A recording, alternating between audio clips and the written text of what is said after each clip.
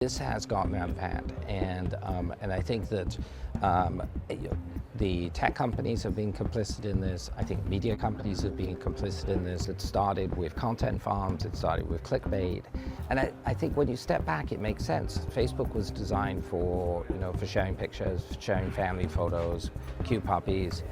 And we've now put news into that. We've got to re-architect that reward system because it's a broken economy. Even when Mark Zuckerberg put out this post saying they're going to take fake news very seriously, you look at the advertising on the side and there were almost 2 false advertisements. I found that amazing. And he said in the post that there were 6 or 7 items that they were starting to work on.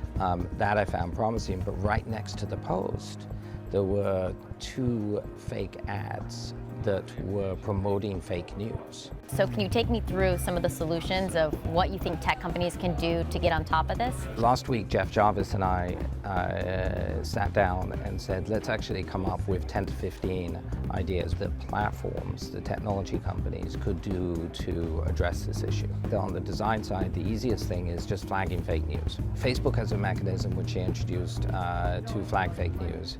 It is several clicks down, it's hard to use, it could be easier. Facebook could make public a feed of the stories that are being flagged. So the third parties could actually get flagged and alerted that a particular story is trending that a lot of people are saying is fake. There was a time when people believed that email was going to be inundated by spam and it would basically become unusable as a communication service. And Google managed to fix that. What can tech companies specifically do? I know media companies are looking kind of at the same idea now that the changing shape of media is happening and social networks are impacting.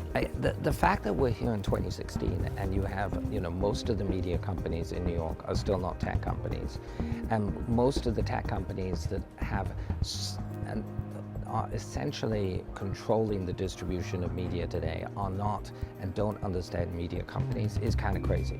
So the two have talked past one another.